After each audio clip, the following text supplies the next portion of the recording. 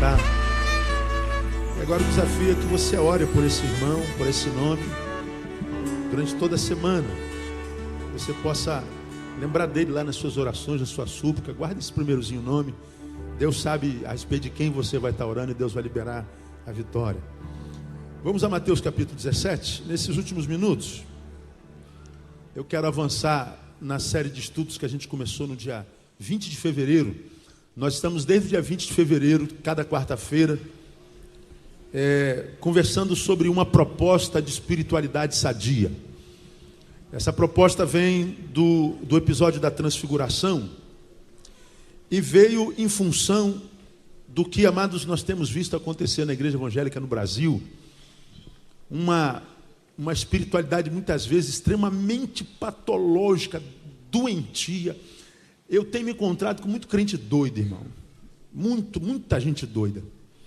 Eu tenho me encontrado com muita gente que depois que se converte piora muitíssimo. Se torna um ser humano muito ruim, muito ruim. Eu encontro com pessoas que se você olha, que dizem estão sendo cheios do Espírito Santo, participando de campanhas, de eventos, de atos proféticos.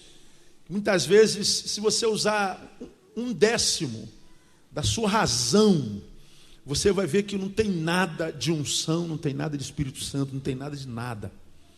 São invencionices humanas que muitas vezes fazem o crente rodar como um cachorro correndo atrás do rabo, não pega nunca. Que anda e descobre que quando chegou lá, não chegou em lugar nenhum. E ele está ferido, ele está adoecido, a família está quebrada. E pior, ele está decepcionado com Deus, porque disseram que depois que ele fizesse tudo isso, ele ia alcançar algo maior em Cristo Jesus e não consegue.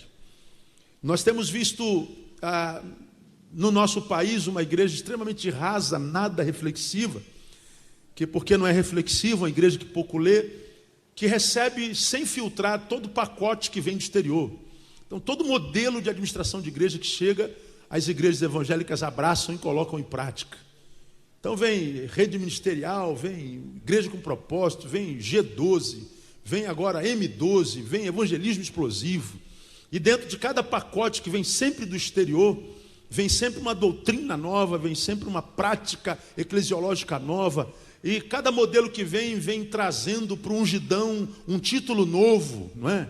A gente vai vendo cada dia um título novo no pastor. Antigamente a gente era pastor e estava satisfeito. Agora ninguém está satisfeito de ser pastor. Eu não sei onde a gente vai parar, não é? Daqui a pouco a gente está tirando Jesus do trono e falou, perdeu.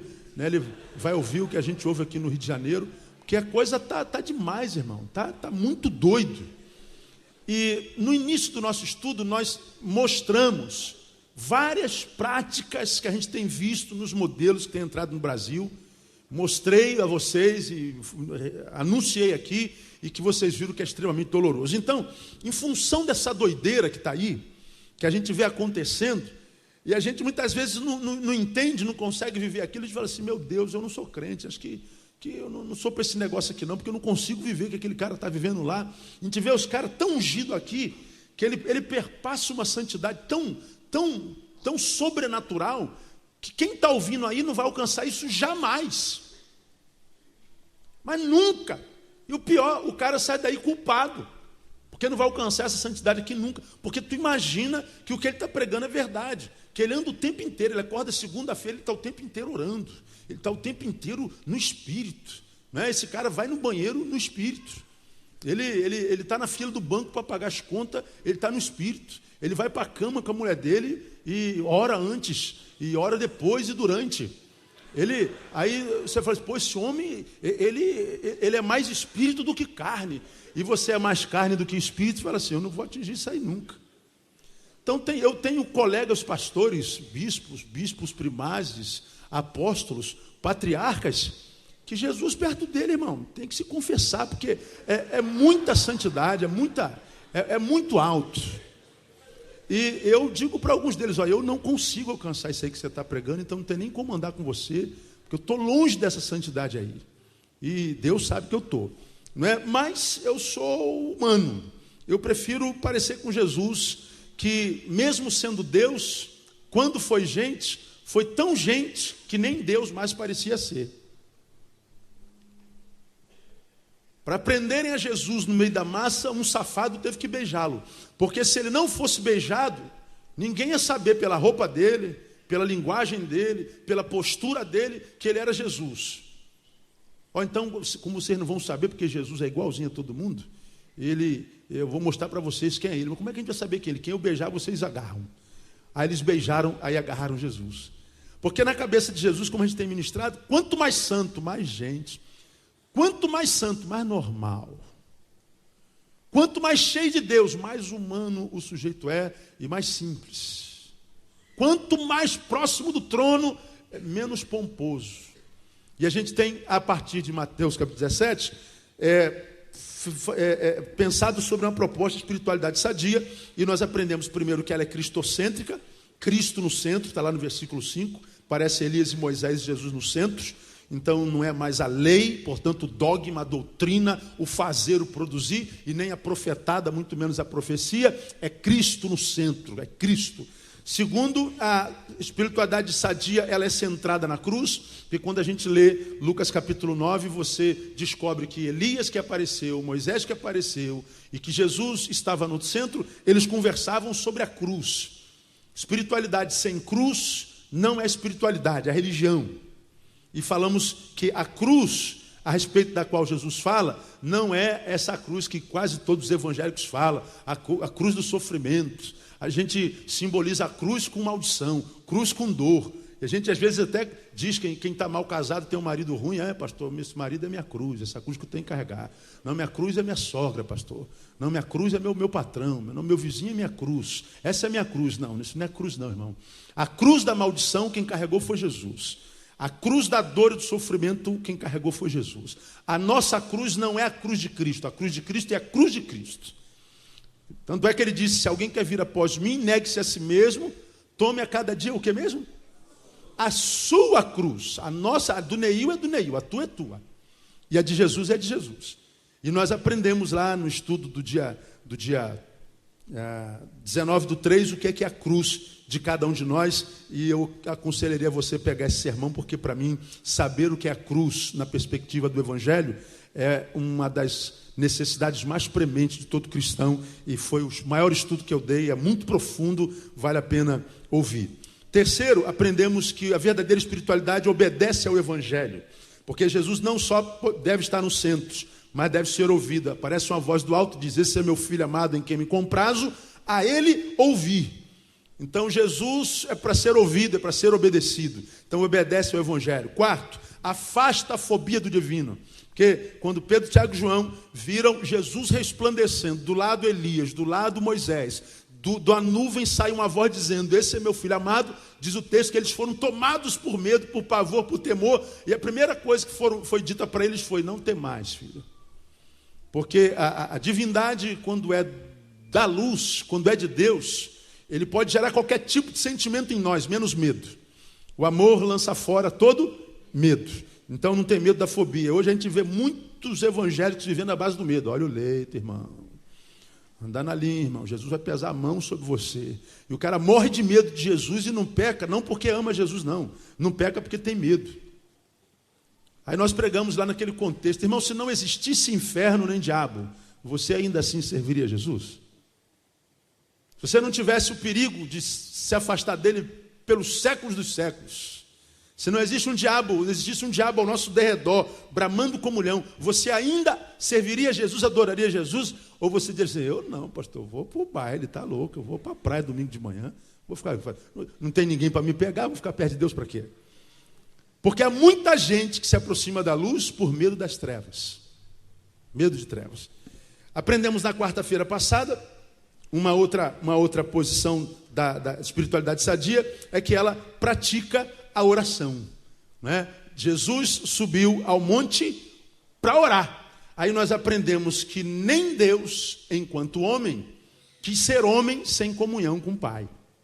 Nem Deus, enquanto homem, Jesus, quis ser homem sem comunhão com o Pai. E a gente imagina que a gente vai alcançar de Deus a graça, a comunhão, a intimidade, só porque a gente frequenta culto, sobe monte, para de comer, faz jejum, né? Só porque a gente aumenta a oferta, só porque a gente faz a campanha dos 318 pastores, compra o sabonete com os elementos da Santíssima Trindade, porque pega o sal ungido, bota no arroz e é batizado nas águas do Jordão.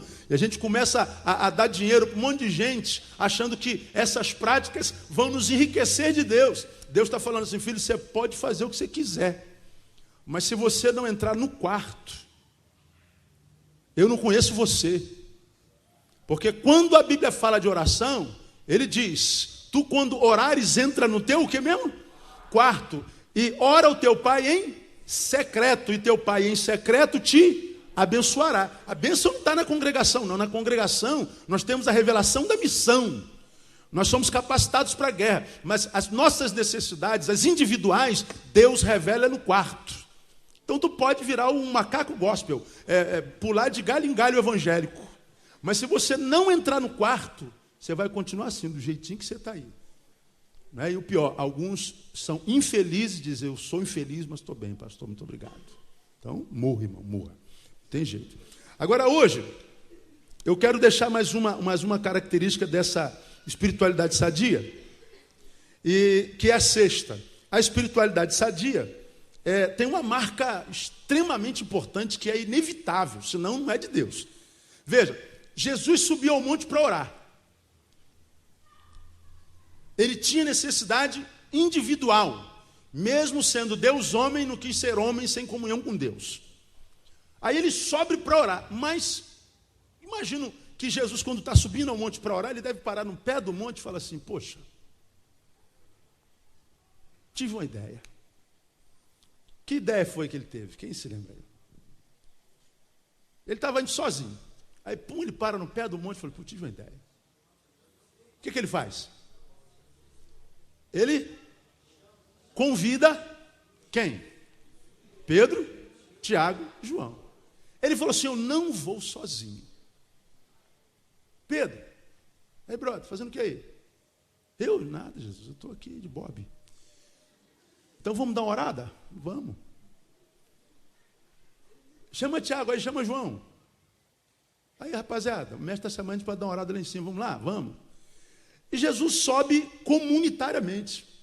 Jesus sobe para orar, mas ele não sobe sozinho. Ele desenvolve uma área da espiritualidade que é muito interessante. É que a espiritualidade sadia, ela acontece comunitariamente. Jesus poderia ter subido sozinho, mas não, ele leva amigos. O melhor, Jesus tinha amigos. Você é crente, não é, irmão? Tem amigos? Eu tenho, pastor, o presbítero fulano de tal, o diácono fulano de tal e o pastor fulano de tal. E se tirar os Bíblia, tem amigo? Não, pastor, porque crente não se relaciona com ímpio. Os ímpios têm que ir tudo para o inferno.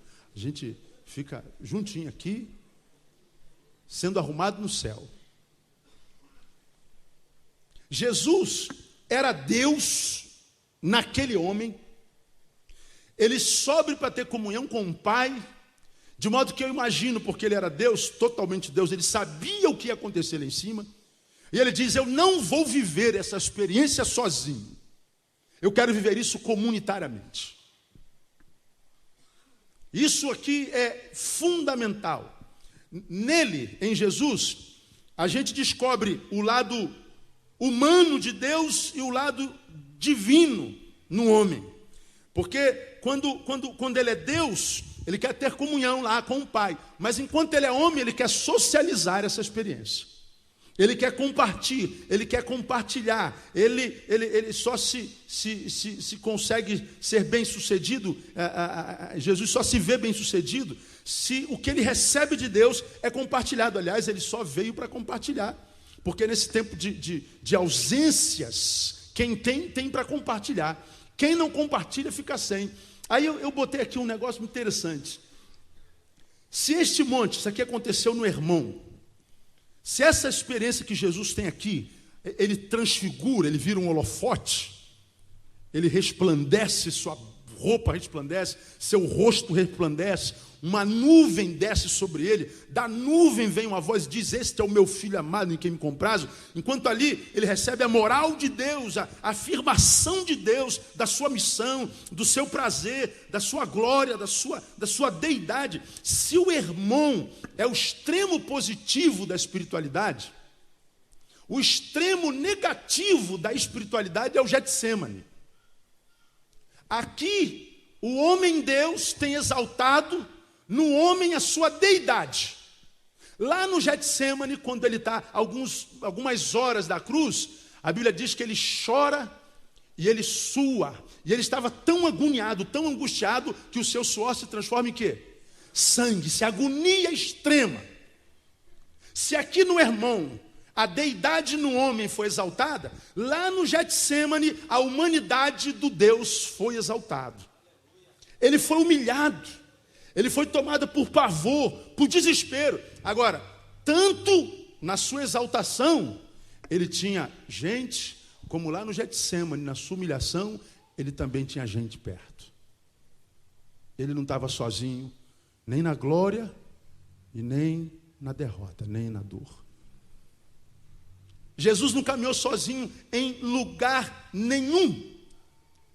E com isso, ele quer nos ensinar o aspecto sociológico do Evangelho, o aspecto sociológico da fé cristã, da espiritualidade. Porque não existe esse negócio de viver uma espiritualidade saudável e se refugiar no mosteiro. Eu não quero aqui fazer crítica, irmãos, a quem quer que seja, mas como a gente pensa, Deus botou um negócio aqui dentro que não botou dentro do siri, não é? A gente acaba fazendo perguntas na vida. Eu fico me perguntando, o que acontece na vida de uma pessoa que diz assim, ó, Deus me chamou para viver uma vida religiosa. Ele vai e estuda 200 anos. Aí depois que estuda, entra no mosteiro, fica lá a vida inteira. É útil o quê? A quem? Ele vai viver para si, para mais nada, para mais ninguém. Ele se dissocializa, ele se afasta do todo. Ele é sal que se afastou da carne e se refugiou no saleiro. Para que serve um sal dentro do saleiro? Nada, se torna insípido. E Jesus diz que a gente faz o que com ele? Joga fora. Porque o lugar de se viver a espiritualidade é no contexto dentro do qual nós estamos plantados. Portanto, a fé, a espiritualidade, tem o seu aspecto sociológico. E o que acontece com a maioria dos crentes que nós conhecemos? Quando o cara se converte, ele se afasta de todo mundo, ele não fala com ninguém mais, ele se torna um antissocial, porque ele é crente, todo mundo que não é igual a ele é ímpio, e ele então não tem que falar com mais ninguém, e ele então vive dentro da igreja e não faz mais nada. Ele diz assim, eu vou para a igreja servir a Deus. Aí nós já pregamos sobre vir para a igreja servir a Deus, lembra? Aí eu vou para a igreja, eu vou servir ao meu Deus. E ele bota uma Bíblia do tamanho da minha debaixo do braço, mete-lhe um terno, mete-lhe uma gravata, ela mete-lhe um coque, não raspa mais a perna, bota-lhe o roupão e vem para a igreja, aleluia, para servir ao Senhor. Está crente que está abafando. Agora, pensa comigo, não precisa de fé, só razão. Você veio para a igreja hoje, amém ou amém? Você está na igreja, sim ou não? Sim. Você está servindo a Deus no que aqui agora? Que tipo de serviço você está prestando para Deus? Agora, nesse exato momento. Pergunta esse irmão do seu lado, está fazendo o que agora, irmão? Pergunta ele.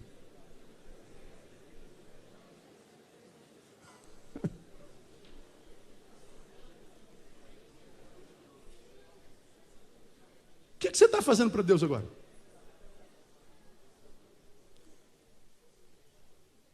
Você deve estar aí, pô, eu estou limpando o banco, pastor. Hoje eu estou limpando o banco. Tá, além de limpar o banco, o que você está fazendo para Deus? Você não está fazendo absolutamente nada para Deus. Deus está fazendo para você agora. Deus está falando com você agora, amém ou amém? Deus está te servindo, Deus está com a bandeja na mão, passando entre vocês, dizendo, sirvam-se, engordem, robusteçam, cresçam, aprendam, alimentem-se e saiam para compartilhar isso que você está recebendo aqui. Porque na igreja nós não servimos a Deus, nós somos servidos por Ele para servir ao próximo. Aí vem Jesus e fala assim, ó, quando vocês fizerem a qualquer um desses meus pequeninos, a mim Fazeis. Aí ele fala assim, porque quando eu estive nu, vocês me vestiram, quando eu estive preso, vocês me visitaram, tive com sede, vocês me deram água, tive com fome, vocês me deram pão, eu estava descalço, vocês botaram um chinelo, eu estava caído, você me estendeu a mão, eu estava depressivo, tu me deu uma palavrinha de graça, né? Eu estava sem dinheiro para pagar o ônibus, tu pagou minha passagem, eu estava sem o ticket que acabou, tu encontrei contigo no centro da cidade, tu pagou meu almoço. E quando você fizer a qualquer um desses meus pequeninos, vocês estão fazendo a mim. Quando você servir a qualquer um desses que são semelhantes a você, que você deve amar igualzinho a você, então você vai estar prestando um culto a mim. Esse culto eu recebo. Isso é o aspecto sociológico do Evangelho. Uns aos outros. Quando nós vivemos essa espiritualidade que nos arranca do banco e que nos faz ver que o Deus que a gente serve é tão solidário que se sente servido quando nós servimos uns aos outros. E aí nós vamos entender que só servimos a Deus quando servimos uns aos outros. Porque vem João e diz assim, se alguém desamar a Deus e aborrece seu irmão, não conhece a Deus. De modo que se alguém diz amar a Deus, ele ama seu irmão, quem ama serve. Filhinhos, amemos não só por palavras, mas amemos por obras e em verdade. Só que nós somos criados num contexto cristão que diz que nós somos salvos pela graça.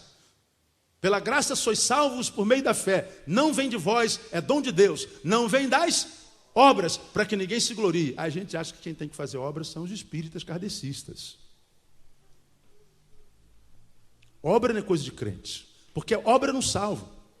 Mas nós já aprendemos aqui a verdade, nós não somos salvos pelas obras, mas nós somos salvos para as obras.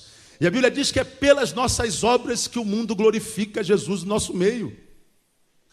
Pelos frutos os conhecereis. Então, essa ideia da visão sociológica do Evangelho é importante, porque não há espiritualidade, irmão, que só muda a minha roupa. Eu usava calça jeans, agora uso terno.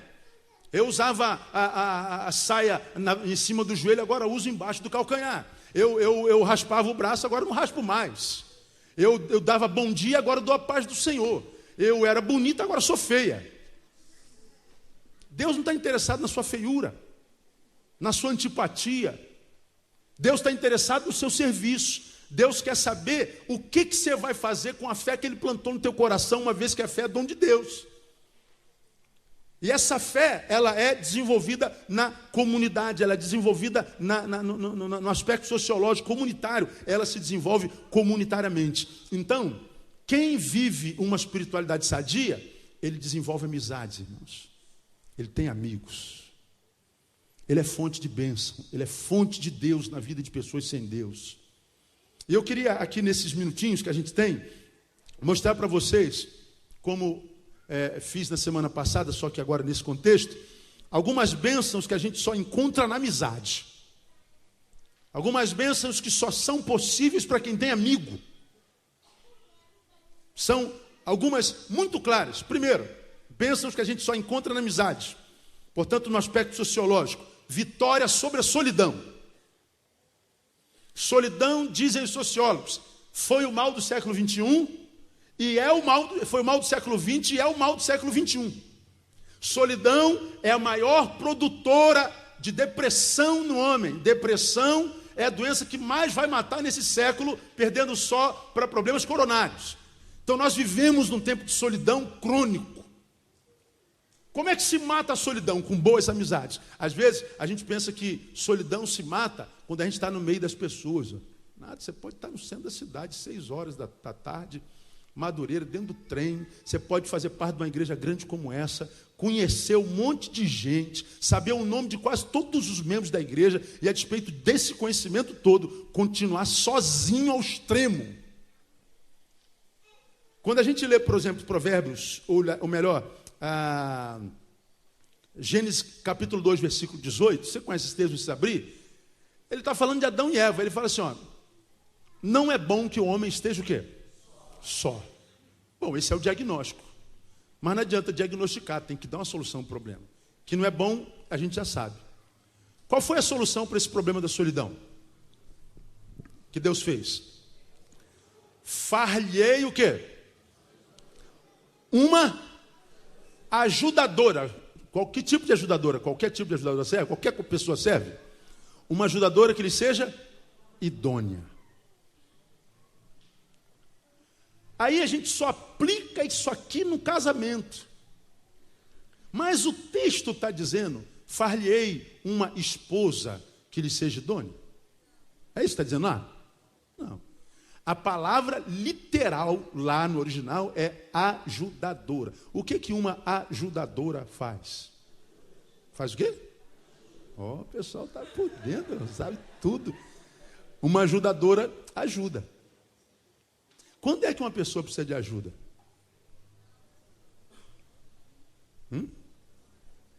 Quando o quê? Quando ela está mal. Quando ela não pode só. É quando ela chegou ao limite da sua possibilidade individual. Quando ela chegou ao limite da sua possibilidade pessoal, individual, ela não pode mais, aí aparece a necessidade do ajudador, da ajudadora. É como que se eu carregasse essa caixa aqui até lá na porta. Eu vou carregar, de repente eu carrego umas 30 caixas dessa aqui até lá. Mas vai chegar uma hora que a minha força se vai. E aí, de repente, no meio do caminho, essa caixa que eu carreguei por tanto tempo e que me foi suportável, se torna em algum momento da vida insuportável. Aí eu cheguei ao limite da minha capacidade pessoal. Aí entra o ajudador. Pastor, pega lá no outro cantinho lá que eu vou ajudar o senhor. Pega aqui. A gente divide a carga. Quando Deus fala a Adão, não é bom que o homem esteja só, ele não está falando só para o homem do sexo masculino, ele está falando para o homem genérico.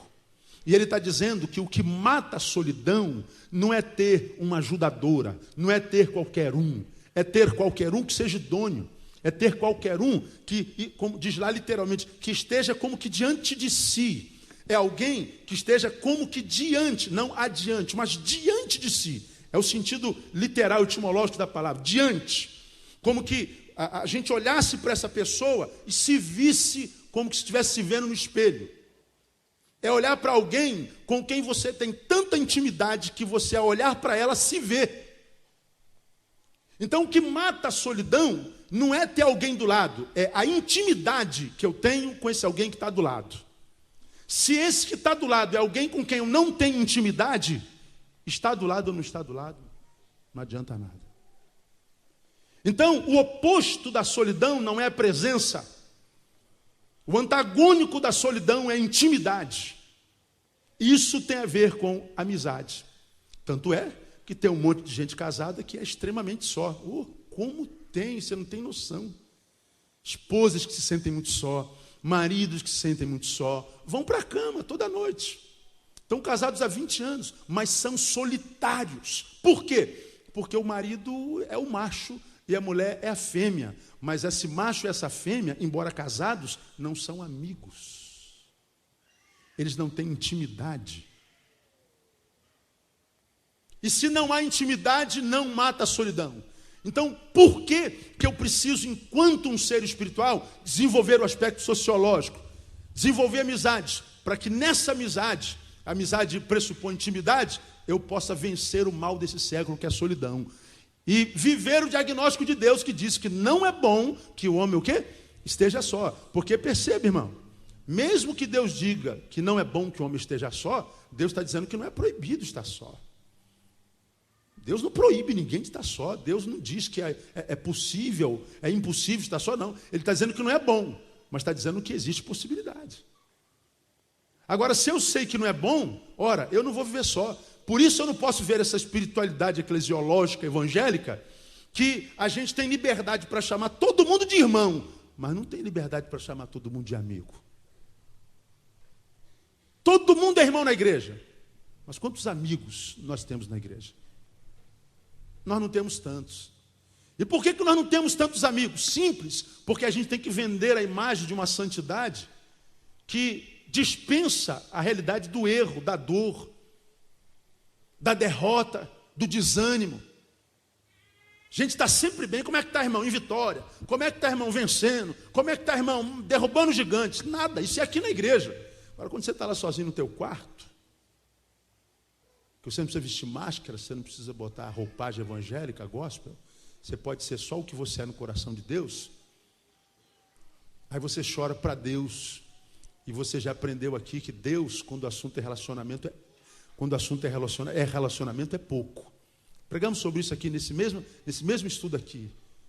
Deus lá no mesmo jardim criou para o galo uma galinha, para a cabra uma cabrita, para um boi uma vaca, para a pulga um pulgo, para o sapo a sapa. Para Adão, o próprio Deus visitava todo dia tardinho. O sapo tinha uma sapo, o cavalo tinha uma égua, o boi tinha uma vaca, Adão tinha Deus. O que você prefere, uma vaca ou Deus? Adão tinha Deus, e a despeito disso, Deus olha para Adão e fala assim: você está muito sozinho, não é bom que você esteja sozinho. Como que ele está sozinho? Se o próprio Deus estava lá com ele. É porque na cabeça de Deus, ele, quando o assunto é relacionamento, mesmo sendo Deus, é pouco. Ele falou: você precisa de um igual, você precisa de relacionamento. Ele teve a maravilhosa ideia de criar a mulher. Mulher é uma benção, não é, irmãos? Tem gente que não gosta, mas é uma benção. É uma benção. Deus é pouco quando o assunto é relacionamento. Então esse é o aspecto sociológico. Aí, você que está aí enfiadão na tua igrejona, acha que o que Deus quer de você é que tu vive enfiado aqui dentro da igreja. Aí na faculdade tu é o chato, tu é o mala, tu é antissocial. Na fábrica tu é o nojento, porque tu não fala com ninguém. Porque você é crente, eles são tudo capeta. E vão permanecer se depender de você. Porque você foi treinado para servir ao Senhor dentro da igreja. Dentro da igreja até o diabo é crente, irmão. Quero ver se é crente lá fora. Na simpatia, na amizade. Não ser um cara sangue bom. Não ser um ser humano que diz: olha, depois que eu aceitei Jesus, vocês vão ver como é que eu vou melhorar muito. Agora, o que acontece com a maioria dos crentes que a gente conhece? Aceita Jesus, piora. Fica feio, como eu falei. Tem mulher que se converte, se dá uma vassoura, voa. O marido pergunta: o que acontece na igreja, pastor? Que a minha mulher ficou horrível. Eu falei: não, na minha igreja não, irmão. Na minha igreja não é assim não. Aqui tem que ficar bonita a mulher, tem que ficar simpática. Agora não, a mulher se converte, não trata mais do cabelo, não raspa mais o sovaco, não usa mais perfume e fala assim: é vontade de Deus. Qual Deus que você está falando? Qual Deus? Outra bênção que a gente só tem na amizade é que a amizade nos possibilita a troca de riquezas vitais. Riquezas vitais de vida, riqueza de vida. De onde é que o senhor tirou isso, pastor? Provérbios capítulo 18. Você me dá mais 10 minutos, amém? Provérbios capítulo 18. Solidão se mata não com presença, mas com intimidade, amizade. 18. A amizade possibilita a troca de riquezas vitais, de vida, não é de dinheiro, não é de carro, não é de aparência, não é de essência, de vida, é da riqueza do ser. Da onde o senhor tirou isso, pastor? Provérbios 18, 1 diz assim: aquele que vive isolado, busca o que? Leia. Busca o que, irmão? Seu próprio desejo. O cara se isolou, se antissocializou, ele busca o seu próprio desejo. O camarada que se dissocializa, ele se torna antissocial e se isola, às vezes em nome de Jesus, busca o seu próprio desejo. O que a Bíblia fala a respeito dele aí? Insurge-se contra o quê? A verdadeira sabedoria. Quem se isola é burro, é o que está dizendo aí.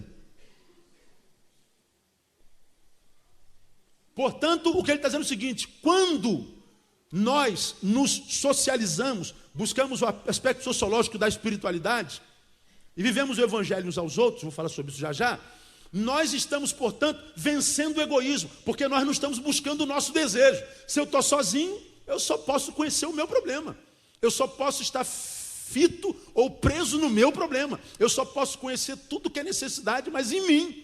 Eu não tenho conhecimento do todo, de ninguém, de absolutamente nada. Eu me isolei, então só interessa o que eu sinto, porque eu não sei nada que os outros sentem. Eu virei um parasita. A Bíblia diz que isso é burrice. Ora, se eu busco o meu próprio desejo, eu estou dizendo que o desejo do outro não vale nada. Por isso eu não troco nada com ninguém. Quem não troca nada com ninguém, não dá, é verdade, mas também não recebe. Ele não tem a capacidade de trocar riquezas vitais. A Bíblia diz que as más companhias fazem o quê? Corrompem os bons costumes. E as boas companhias? fortalecem os bons costumes. A Bíblia diz: um ao outro ajudou, e ao seu irmão disse: esforça-te, sê forte. Um ao outro ajudou. É a troca. É a ideia da vida cotidiana. É a ideia da dinâmica da vida. Um dia a gente está lá em cima, reinando em vida. Outro dia a gente está lá no poço, irmão. Se quando a gente está em cima, a gente estende a mão para quem está embaixo, quando você estiver embaixo, quem está em cima, quem embaixo fica em cima, quem está em cima vai te estender a mão. Agora, se você não estende a mão para ninguém, quando você estiver lá embaixo, ninguém vai estender a mão para você. Costumo dizer que a vida é andar numa estrada. Deus criou um caminho para cada um de nós e uma missão. E a vida é viver. E a gente está na estrada da nossa vida. Portanto, quando a gente caminha na estrada da nossa vida, nós temos que semear rosas, temos que semear amizades, perfumes, temos que tapar os buracos, temos que criar uma ambiência saborosa, porque você sabe que a vida prepara ciladas para todos nós, e de vez em quando ela manda a gente recomeçar tudo de novo. E se você perder tudo e ter que voltar, você vai encontrar no caminho exatamente o que você deixou. Amizade, rosas, buracos tapados, solidariedade, afetos e carinhos e amores. Agora você é aquele cara que diz assim, ó, eu vou fazer xixi no banheiro público, eu não levanto a tampa e vou mijar em cima da tampa. Por quê? Você já mijou, né? Você que vai sentar depois. Aí tu pega igual uns animaizinhos que tem aqui na igreja, faz aqui no banheiro da igreja. Ele pega o rolo de papel higiênico e joga dentro do vaso.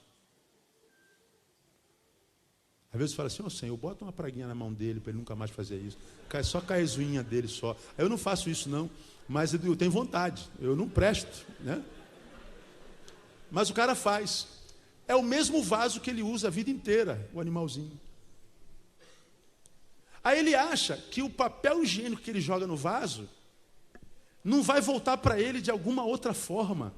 Ele acha que o molho de papel higiênico que ele joga no teto do banheiro, ele acha que não vai cair na cabeça dele em outro dia, em outra ocasião, de uma outra perspectiva. Ele acha que xingar o pai, agredir a mãe, desobedecer a avó, vai ficar por isso mesmo. Ele acha que é malandro, ele tem 18 anos, sabe tudo, né? Está fazendo academia, ficou forte. Então ele se acha o tal. Nunca mais usou, depois ficou forte, camisa de manga. Só anda com aquela manguinha assim, mamãe tô forte. 0 grau ele está de mamãe tô forte. Não sinto frio. E ele vai semeando violência. Ele acha que ele não vai colher isso amanhã. Irmão, escuta o que eu vou lhe falar. Quando você se encontrar com um monte de gente com 50, 40, 60 anos em depressão, sofrendo, comendo pão que o diabo amassou, esse pão ele plantou em algum lugar na vida. Ninguém está na M à toa. Ninguém colhe o que não plantou. E se porventura está colhendo o que não plantou, logo vai deixar de colher. Deus, na tua vergonha, vai te dar dupla honra. Agora, se você colheu, irmão, se você plantou, não pensa que vai ter 2 honras, não. Você vai ter que colher, vai ter que chupar essa manga, irmão. Aí você fala assim, pastor, o senhor acha que se eu jogo um papel higiênico dentro do vaso em top, eu vou colher? Vai colher. A Bíblia diz, tudo que o homem semear, o que acontece, irmão? Tudo o que o homem semear. Porque quando você joga lá o rolo de papel higiênico no vaso, você está dizendo assim, ó, o que vem atrás de mim não vale nada. Não me interessa o que ele pensa, o que ele sente, a necessidade dele. Eu já satisfiz a minha necessidade. Vai chegar um dia em que você vai ter necessidades na vida e a vida vai tratar você da mesma forma. Vai ficar do jeitinho que você está. Por quê? Porque você não troca riquezas vitais. Você não tem a capacidade, eu vou levantar aqui o vaso, porque de repente tem alguém que não pode fazer em pé igual a mim, e vai precisar sentar, então vamos pensar no outro. Sabe o que vai acontecer? Você está plantando, alguém vai pensar em você amanhã em algum lugar, irmão. A vida vai ser boa porque você foi boa com ela. Falei já hoje, a vida só é boa para quem é boa com ela. A vida não é boa para quem não é boa com ela. Então você que está aqui, malandro, esperto, sangue bom, valentão, manezão, eu não preciso de ninguém, não preciso de pai, não quero estudar, eu quero pegar todas, quero tirar onda. Você não vai ser jovem a vida inteira, seu mané. Adolescência dura 6 aninhos, 5 aninhos só. Que é porque você está com 30 desempregados, sem profissão, sem nada. Pô, pastor, eu quero falar com o senhor, pastor, o gabinete aí comigo aí, pastor. Pastor, eu estou com 35 anos, pastor, eu não consigo arrumar emprego, tem que estar vendo, Deus está com a camisa da Argentina, não é possível. Que está vendo? Aí eu pergunto assim, irmão, onde é que você estava quando você tinha 18 anos? Estava fazendo o quê? Quando você tinha 20 anos, estava estudando o quê? Estava fazendo que curso? Eu não estava estudando não, pastor. O que você quer? O que você quer da vida? Então? Aí o cara quer me matar, fica com raiva de mim. Quando a gente desenvolve essa espiritualidade social, desenvolve amizade, a gente troca riqueza vital, irmão. A gente troca a essência da vida. Não há uma palavra que você dê de graça a alguém que a vida não te devolva no tempo oportuno. Não há ninguém que você abençoe que Deus não vai te recompensar. A Bíblia diz que nem um copo d'água que se dê a um profeta deixará de ter galardão, irmão. Nem um copo d'água. Nem um copo d'água. O que mais que a gente só encontra na amizade? É que a amizade transforma a dor num sentimento coletivo. Como é que a gente entende isso aqui, pastor? Como é que a dor transforma a amizade transforma a dor num sentimento coletivo? Nesse mesmo capítulo de Provérbios 17, versículo 17, diz assim: o amigo ama em todo o quê? Tempo. E na angústia? Nasce o irmão. Olha, esse texto é muito profundo, irmão. O amigo é amigo em qualquer hora, né? Em qualquer tempo. Agora, quando o cara é amigo mesmo, quando a angústia pega o amigo, esse amigo, ele evolui na amizade e ele é promovido à qualidade de uma relação quase consanguínea. Ele se transforma em irmão. Ora, se essa amizade de irmão é verdadeira, a dor de um amigo já não é uma dor de um amigo só. A tua dor é a minha dor, então a tua dor se tornou coletiva. Uma dor dividida é uma dor de menos intensidade. É uma dor que causa menos estragos. Por isso, Jesus, quando foi para o Getsêmanes, levou amigos. Mas também quando ele foi para o Hermon, ele levou amigos. Jesus esteve com amigo o tempo inteiro. Porque a amizade transforma a dor num sentimento coletivo, portanto menos intenso, portanto mais capaz de ser suportado. Eu termino que a amizade é a única forma de se viver o Evangelho. Acabou. Não tem outra forma de viver o Evangelho. Quando você lê, terminando Mateus capítulo 22, vê aí.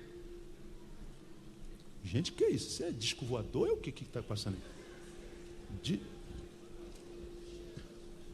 Que é isso? Gênesis não, Mateus.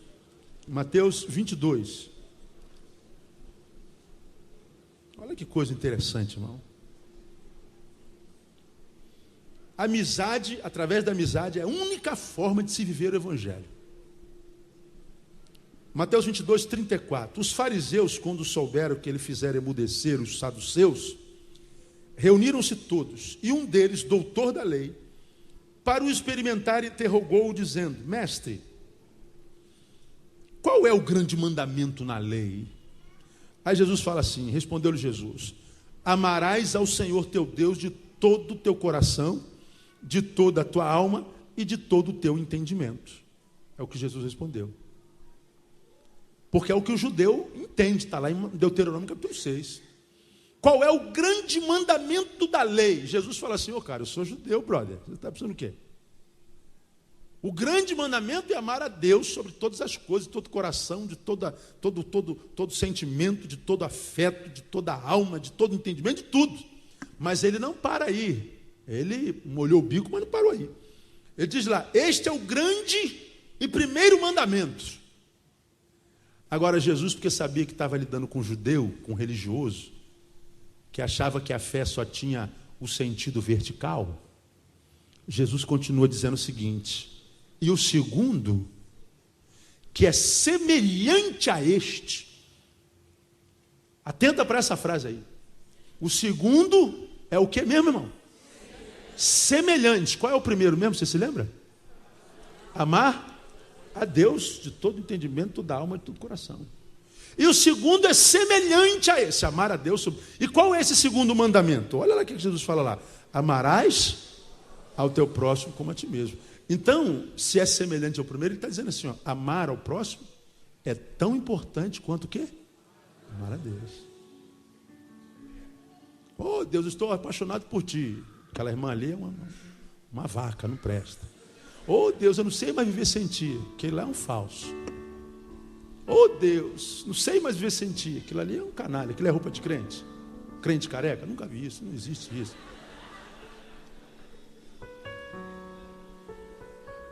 Oh, Deus, tu és o amado da minha alma. Pastor de barbicha, sem terra, calça jeans, bota da Harley Davidson. Oh, Deus, cala a boca, irmão. Você é hipócrita. É o que Jesus estava falando para os fariseus. Irmão, Jesus conseguiu dialogar com a prostituta. Ele conseguiu dialogar com Zaqueu, um corrupto ladrão. Ele sentou na mesa com um leproso. Ele interrompeu sua agenda para sentar na rua para conversar com criança. Ele só não conseguiu lidar com os religiosos. Entrou no santuário poucas vezes. Quando entrou, ele abre Isaías 61. O Espírito do Senhor está sobre mim, porque me ungiu para, me ungiu para, me ungiu para. Fecha e diz assim, hoje se cumpriu essa palavra nesse lugar. Os homens, mata esse desgraçado, esse cara é maluco. Ele causa maior tumulto no culto. Acabou o culto. A outra vez que ele vai no santuário, ele vê uma feira e literalmente chuta o pau da barraca. Acabou com a feira também. Falei, toda vez que Jesus vai à igreja, pronto. Faz besteira. Jesus não vai à igreja, pelo amor de Deus, porque o Senhor vai estragar tudo. Mas sabe por que ele fazia isso? Porque ele conhecia a eles como conhece a cada um de nós. Os santarrões da fé cristã, gospel 2008. Eu não aceito aquilo, não concordo com aquilo. Não posso conceber. Vai te catar, irmão. Quem falou que você tem que aceitar alguma coisa? Quem falou que o culto é para ti? Você abençoou quem hoje? Você liberou palavra de graça sobre quem? Você beijou sua mulher hoje? Disse para sua filha que ama quando? Quando foi que você estendeu a mão? Comprou briga com todo para salvar um? Quando é que você fez? O que você sabe de amizade, de solidariedade? Mas pastor, eu sei quantos versículos tem na Bíblia. Eu sei quem foi a sogra da irmã de Joquebede. Eu sei quem foi o sobrinho do tio da irmã da cunhada de Mefibosete. Sei tudo de teologia, sei quantas promessas tem na Bíblia, sei tudo sobre a eclésia, dos chamados para fora. Todo mundo se impressiona quando você ora, né? Amado, Altíssimo, Augusto, Deus, Jeová. Augusto, Jeová. O nome dele é Augusto? Não, mas é pronome de tratamento. O irmão não sabe, o irmão não estudou. Eu sou teólogo.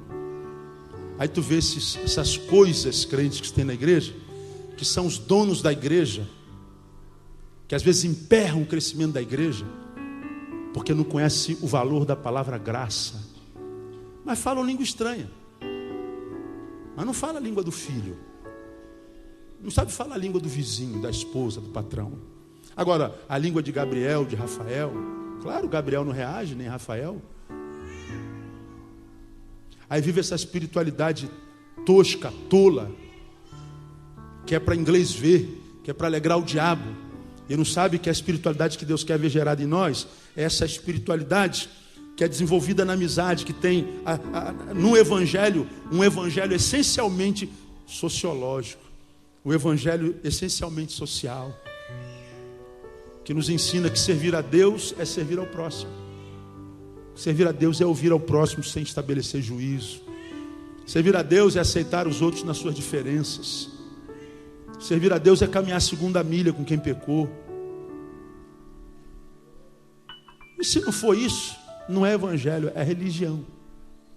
Então quem ouve uma palavra dessa aqui, está diante de uma decisão. Você escolhe continuar religioso, membro da sua sacrossanta igreja, aquela igreja que tem aqueles mesmos membros, aqueles anos todinho. Ou você pode simplesmente falar, Senhor, eu quero viver o evangelho de Jesus, que tinha tempo para toda a corja humana. Se era gente, servia. Porque ele acreditava no poder do Deus que ele servia. Mas um Jesus que teve coragem de contra toda religião, todo religioso, necessário fosse, para poder ser só quem ele é. E nunca a projeção do inconsciente coletivo de quem quer que seja, de qual seja a coletividade. Tenha coragem de ser como Paulo, que disse: sou o que sou pela graça de Deus, mas nunca serei o que você quer que eu seja, porque o que você quer que eu seja, eu não sou, e não existe. E aí paga o preço de perder amizade, de perder honra, de perder cargo, de perder riqueza, de perder influência, de perder um monte de honrarias humanas. Mas sabe que quando perde honrarias humanas por amor a alguém ou a Deus, Deus vai honrar você muitíssimo mais no nome de Jesus. Jesus abriu mão dos saduceus, dos fariseus religiosos. Ele disse: eu não preciso de templo. Deus não habita em templos feitos por mãos de homens. Então a nossa fé não pode ser um serviço ao templo, irmão. O templo é um lugar de fuga para os fariseus. O templo é a caverna de Elias para muitos crentes. Lugares onde eles entram para pedir a morte, ou para fugir dela, porque lá fora eles não conseguem viver. A família está esbagaçada, os filhos estão longe, do seu interior não flui rio de água viva. Eles são uma farsa. Como não tem vida em Deus, serve a instituição, porque sabe quem colocou aquele ventilador lá? Foi eu. Essa planta foi eu que comprei para a igreja. Aliás, eu nem sei quem foi que deu essa planta, apareceu aqui domingo, muito obrigado. Eu não sei quem foi, mas alguém deu, não foi eu que comprei não. Foi eu que coloquei aquela cabine da bateria lá. Meu avô construiu aquele prédio ali. Legal. Teu avô está onde hoje, hein, irmão? Como crente, de repente, era um bom pedreiro, né? Agora Deus quer que você, como pedreiro, seja um bom crente. Trata o seu servente de pedreiro com honra, com graça, com respeito. E aí, se você faz isso ao próximo, o Senhor está fazendo assim: filho, que culto maneiro que você me fez hoje. Eu não fui na igreja não preciso de igreja. Eu vi você sentando lá na rua com aquele menino, ele estava tão quebrado e você emprestou os ouvidos. Você saiba que você não ouviu aquele menino não, você ouviu a mim. Você estava lá no bar, almoçando, apareceu um garotinho e disse para você: moço, eu não quero dinheiro não, o senhor me paga só um pedaço de pão. Só um pedacinho de pão só, um salgadinho. Aí você não só deu o salgadinho, mas como deu um copo de leite também. Aí Deus fala assim: que culto legal que você me fez hoje. Aí Deus está dando um sorrisão assim para você. Aí amanhã, daqui a pouco, cai um caminhão de arroz, vira na frente da tua casa. Hein? Você não sabe por quê. Foi aquele copinho de leite lá atrás, irmão. Copinho de leite lá atrás. Termino contando a experiência do pastor Lindoval. Ligou para mim hoje, agorinha no gabinete, falou: eu posso ligar, quero contar uma benção. Lá no sul, depois que nós fomos para o Templo Novo, teve um amigo dele que sentiu de Deus o seguinte: o pastor Lindoval está precisando de um carro novo, o carro dele está muito velho. Ele pegou a doblô dele, ano 2006, e falou: Lindoval, Deus mandou ele dar essa doblô. Caiu o queixo do pastor Lindoval. Agora, Lindoval, é um consórcio que eu tirei, tem algumas parcelas para pagar. Acho que 12 ou 16, sei lá. Não, tá bom, eu pago, deixa comigo, com alegria. Aí hoje, o cara ligou para ele chorando no telefone, falou: pastor, eu quero lhe pedir perdão. Deus me mandou lhe dar um carro e não lhe dar uma dívida. Me traga o documento que eu vou quitar o carro para o irmão. Ele ficou escandalizado. Aí eu falei assim: Lindoval, você abençoou alguém esses dias, alguma coisa? Ele falou: Neil, como assim? Não sei, você deu alguma coisa para alguém de todo o coração que ninguém soube? Ele falou que estava na rodoviária esperando um amigo que estava chegando em Porto Alegre. Ele viu uma senhora com uma criança e o Espírito Santo encheu o coração dele de compaixão. Ele chegou perto da criança e falou assim: eu posso lhe ajudar em alguma coisa? Ele falou assim: moço, se o senhor fizer uma cesta básica para me levar para casa. Ele olhou na carteira dele, ele tinha uma quantia só, não tinha mais nada. Ele falou: meu Deus, eu perguntei se eu posso ajudar e agora ela me pede isso, como é que eu vou fazer? Ele foi no mercadinho que estava do lado, gastou todo o centavo que tinha. Ficou sem um centavo na carteira. Comprou tudo em comida e levou. Está aqui, senhora, posso fazer mais alguma coisa? Ela falou assim, o senhor é crente, não é? Eu falei, sou. O senhor pode orar por mim? Ele orou, sentado no chão da rodoviária, chorou com a mulher. Chegou hoje, isso foi na sexta-feira. Chegou hoje, ele fala assim, ó, vou quitar todo o seu carro. Eu falei, foi a bolsa de compra, Lindoval. Isso é graça de Deus na vida. Nem um copo d'água que a gente dê deixa de ter galardão. Para você é bênção na vida de quem?